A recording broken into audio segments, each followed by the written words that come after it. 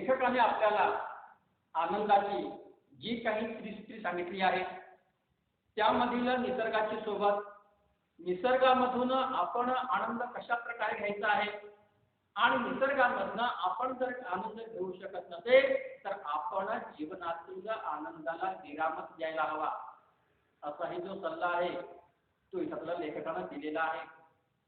त्याच्यानंतर दुसरं जे सूत्र होतं ते म्हणजे संगीताची साथ. संगीताचे 7 स्वर, आपल्याला 7 जन्मपूर्ती, म्हणजे याचा अर्थ असा आहे की संगीतामधलं जे ज्ञान आहे ते मात्र अफाट ज्ञान आहे. अनेक चांगले चांगले संगीतकार होऊन गेलेले आहेत, अनेक चांगले चांगले गायक होऊन गेलेले आहेत. निदान आपल्याला गाता नाही आलं तर मात्र या सर्व श्रेष्ठ कलाकारांचं गाणं तर मात्र आपण ऐकू शकतो, आपण मात्र रसिक होऊ शकतो, आपण गुणग्राहक होऊ शकतो आणि त्या माध्यमातून या संगीताच्या माध्यमातून मात्र आपण आनंद मिळवू शकतो. हे झालं आनंदाचं दुसरं सूत्र होतं. आणि आता याच्यातलं तिसरं जे सूत्र आहे ते होतं पुस्तकांचा सहवास. त्यामधनं आपण आनंद कसा घ्यायचा हे जे लेखकाचे जे विचार आहेत ते विचार तिथे आपण आता पाहू. शहाणं सुद्धा राहायचं असेल, ठीक आहे, आपल्याला निसर्गातले आनंद घेता येत नसेल, हरकत नाही, घेऊ नका. आपल्याला संगीतामध्ये आनंद घेता येत नसेल, घेऊ नका. बाहेर जाण्याचा कंटाळा असेल, निसर्गामध्ये जाऊ नका. त्याच्यानंतर तुम्हाला गाणं ऐकायचं नसेल, ऐकू नका. पण तरीही अजून आनंदासाठी तुमच्याकडे मात्र एक मार्ग शिल्लक आहे, तुम्हाला घरीच बसायला आवडते आहे. अशा वेळेला तुम्हाला शहाणं सुस्त राहायचं असेल तर वाचनाचा छंद लागतो. मग सांगा, नुसतं आपण घरी बसून करणार काय? पण काही काही मंडळी मात्र अशी असतात की अशा लोकांना मात्र वाचनाचा छंद असतो. पुस्तकांची सोबत म्हणजे अक्षर आनंदाची सोबत. ही पुस्तकांची जी सोबत आहे ती सोबत म्हणजे त्या अक्षरामधला जो आनंद आहे त्या आनंदाची मात्र सोबत नेहमी करता आपल्या बरोबर असते. ही सोबत तुम्हाला कधीच दगा देत नाही. विद्यार्थी मित्रांनो, पुस्तकासारखा प्रामाणिक मित्र तुम्हाला कुठेच भेटणार नाही. ग्रंथासारखा प्रामाणिक मित्र तुम्हाला कुठेच भेटणार नाही. पुस्तक आणि जी ग्रंथ आहे ती ग्रंथ तुम्हाला कधीच धोका देणार नाही, तर ती तुम्हाला चांगलं ज्ञानच देतील. ही सोबत तुम्हाला कधीच धोका देत नाही. या आनंदासाठी तिथून पैसे मोजावे लागत नाही आणि हा आनंद घेण्याकरता फारसा काही खर्च करण्याचीही गरज नाही. आपली आर्थिक परिस्थिती जर चांगली असेल तर पुस्तक आपण विकत घेऊ शकतो. पण मात्र आपली आर्थिक स्थिती तिची चांगली नसेल तर ग्रंथालयामधून सुद्धा आपण पुस्तकं आणू शकतो, आपण मात्र ती पुस्तकं वाचू शकतो. आणि पुस्तकं वाचण्याचा जो आनंद आहे, तुमचा हा जो वाचण्याचा जो छंद आहे, हा छंद, हा आनंद कुणीच हिरावून घेऊ शकत नाही. सपाटून वाचावं आणि झपाटून जावं. सपाटून वाचणे म्हणजे खूप वाचणे आणि झपाटून जाणे म्हणजे धावून जाणे. खूप वाचावं, चांगले चांगले विचार वाचावे आणि त्या चांगल्या चांगल्या विचारांनी आपण भरून जावं आणि जणू काही त्या पुस्तकांच्या दुनियेमध्येच मात्र आपण जगावं. माणसं अस्वस्थ होतात, उदास होतात, तेव्हा परमेश्वराचा धावा करतात. माणसाला देव केव्हा आठवतो? ज्या वेळेला तो दुःखामध्ये असतो तेव्हा. आनंदामध्ये मनुष्य देवाची आठवण सुद्धा काढत नाहीये. आपण जेव्हा अस्वस्थ असतो, आपला काहीतरी दुःख असते, आपण उदास असतो, आपल्या मनाला आनंद होत नाही, काय करावं ते समजत नाहीये, अशा वेळेला मात्र काय होते आहे, या सर्व संकटातून आपलं बाहेर काढणारा कोण असेल तर तो मात्र परमेश्वर आहे. आणि म्हणून अशा वेळेला मात्र आपण त्या परमेश्वराचा धावा करतो. पण काही जण अशा वेळी आवडीचं पुस्तक वाचतात. ग्रंथ हाच देव, ग्रंथ हाच परमेश्वर, ग्रंथालाच मात्र ते देव मानतात आणि मग मात्र अशी ही चांगली चांगली जी पुस्तकं आहेत, मग ती साहित्यामध्ये असो किंवा ती आध्यात्मिक वाङ्मयातली असो, दासोदासारखा ग्रंथ असो, ज्ञानेश्वरी सारखा ग्रंथ असो, वगैरे वगैरे अशी सर्व ही जी काही ग्रंथ आहेत, सर्व जी काही पुस्तकं आहेत, चांगल्या चांगल्या विचारांची जी पुस्तकं मात्र ते वाचतात, त्या दृष्टीने पुस्तकाला परमेश्वराचं म्हणायला हवं. आणि ज्या गोष्टी आपल्या मनातलं दुःख, वाईट विचार दूर करतात, त्यांना आपण परमेश्वर जर म्हटलं तर काय हरकत आहे? त्याला काही हरकत नाहीये. आणि त्या दृष्टीने पुस्तकाला आपण मात्र परमेश्वर म्हणायला हवं. अशा वेळी मित्रही हवे असतात, पण ते काही नेहमी उपलब्ध नसतात. आपले जे मित्र आहेत, या मित्रांचा सहवास आपला काही तासापुरता लागतो, पण मात्र पुस्तकांचा जो सहवास आहे, पुस्तकंती मित्रांचा जो सहवास आहे, तो आपल्याला 24 तास लाभतो. पुस्तक म्हणजे कायम उपलब्ध असलेले मित्र असतात. आणि ही जी पुस्तकं आहेत, ही पुस्तकं आपली कायम स्वरूपी मित्र आहेत. 24 तास आपल्या सोबत राहणारी ही आपली मित्र आहेत. एक मुद्दा घ्या. इथला मुद्दा आहे, पुस्तक वाचनातून आनंद उपभोगा.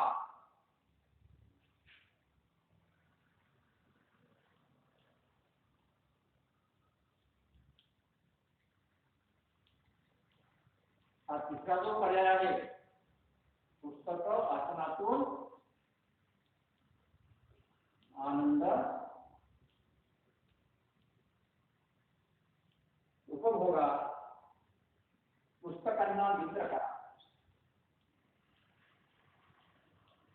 पुस्तकांना अथवा ग्रंथांना काय करायचं आहे? मित्र करा. त्यांची सोबत आहे, तुम्ही त्यांच्या सोबतीमध्ये राहा.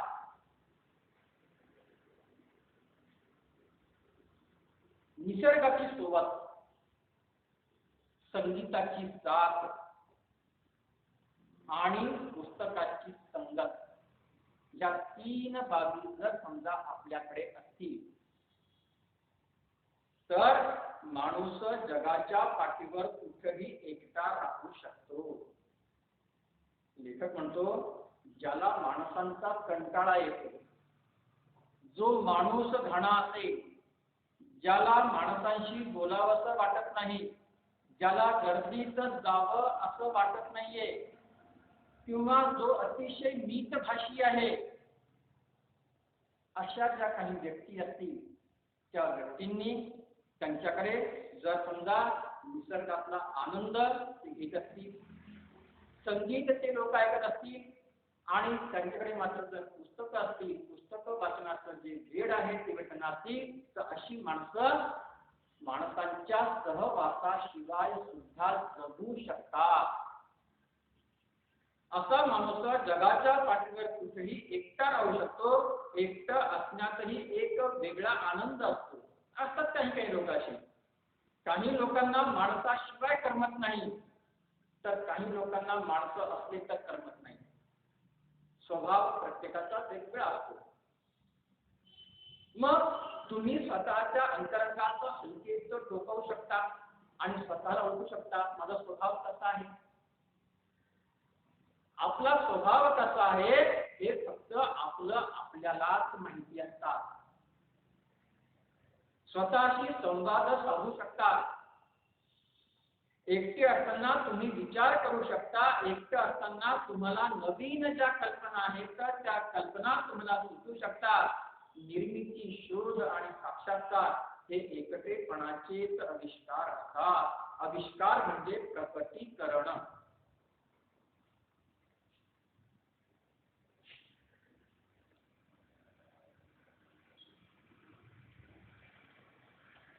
आविष्कार म्हणजे प्रकटीकरण.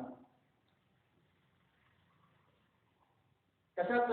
निर्मिती, शोध आणि साक्षात्कार हे एकटेपणाचे आविष्कार असतात. जो एकटेपणाचा आनंद घेऊ शकतो, थेट जीवनाच्या सोबतीने जगू शकतो. दुःख त्याच्या वाटेला कधीच जात नाही. कारण काय? की तो कुठेतरी जो आनंद आहे तो मात्र तो आनंद शोधत असतो. तिसरा मुद्दा आहे निसर्ग, संगीत व पुस्तक ही आनंदाची त्रिसूत्री.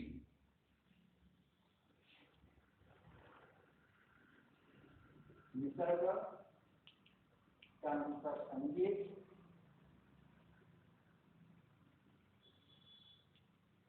व पुस्तक ही आनंदाची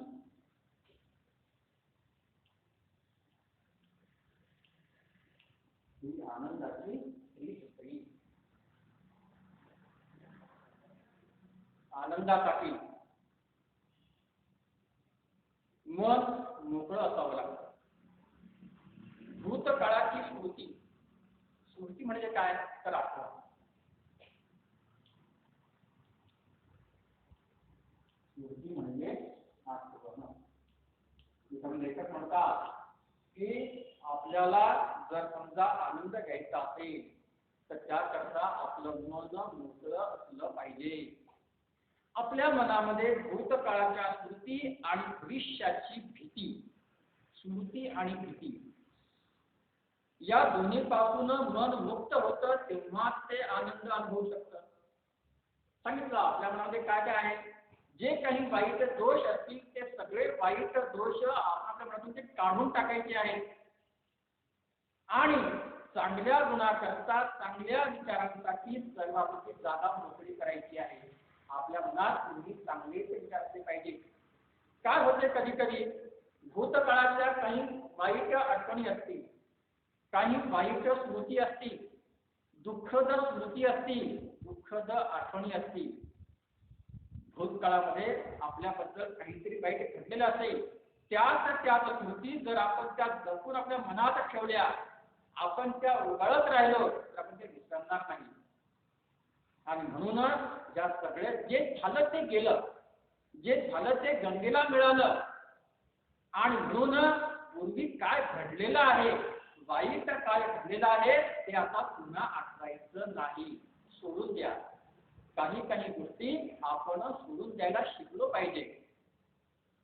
आणि त्यानंतर आपण जगतो वर्तमानामध्ये, तर या वर्तमानाचा आजच्या आत्ताच्या क्षणाचा जो आनंद आहे तो आनंद घ्या. पण काय करतो मनुष्य, भूतकाळाच्या स्मृतीत जागवतो, तो त्या दुःखामध्ये राहतो, वर्तमानाचा आनंद विसरतो आणि वर्तमानामध्ये उगीच भविष्याची चिंता करीत राहतो. भविष्य तुम्ही पाहिलेलं आहे, पुढे काय घडणार आहे हे तुम्ही पाहिलेलं आहे.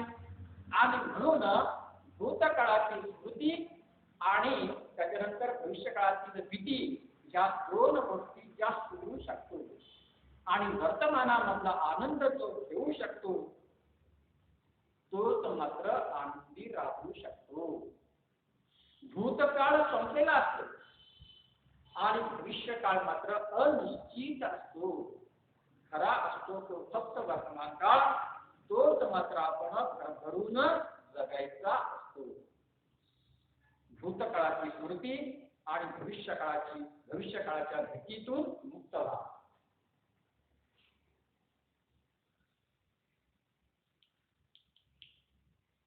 भूतकाळाची स्मृती आणि भविष्यकाळाची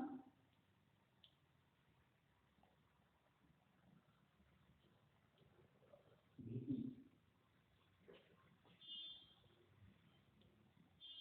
यातून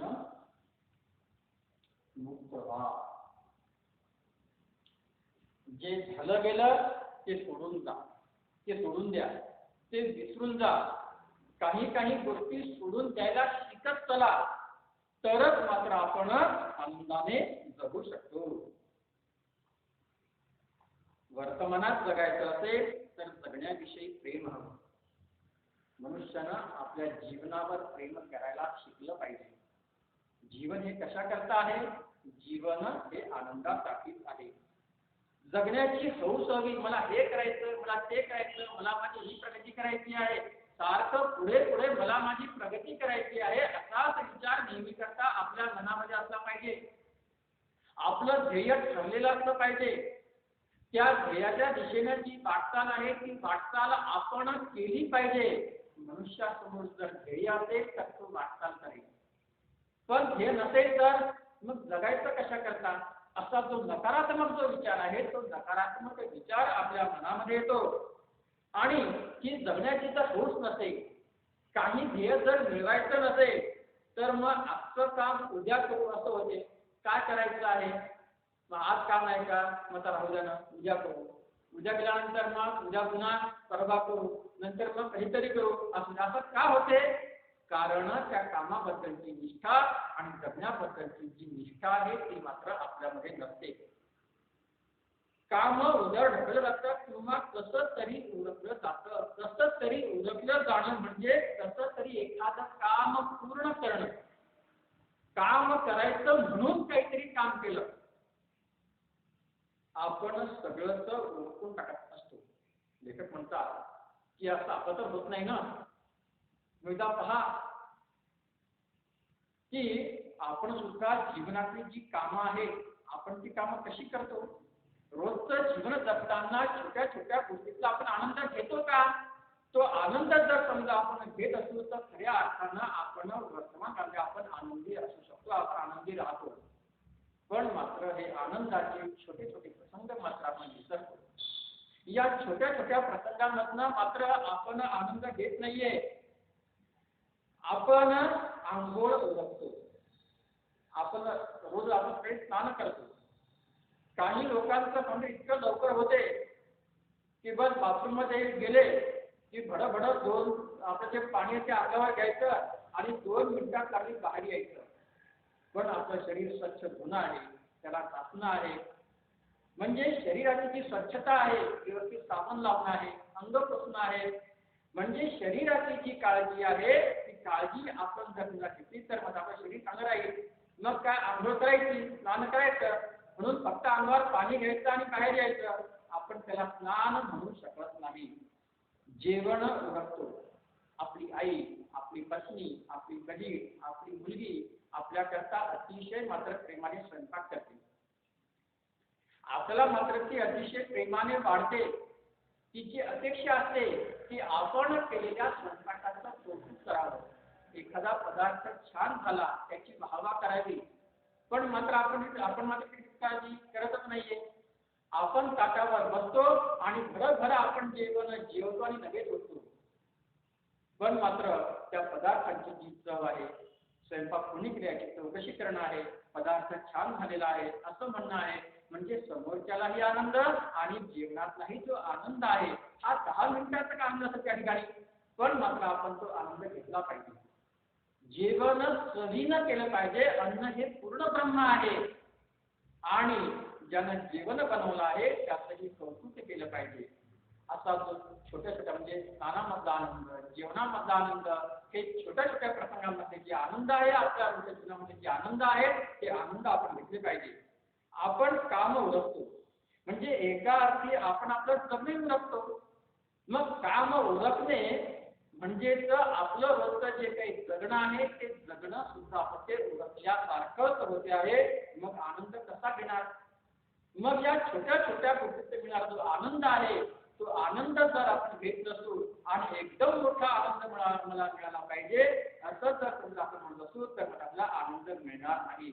आणि म्हणून आपल्या जीवनातल्या रोजच्या छोट्या छोट्या ज्या कृती आहेत त्या कृतीतनं सुद्धा मात्र आपण तो आनंद घेतला पाहिजे. इथला मुद्दा आहे वर्तमानात हौसेने प्रेमाने जीवन जगा.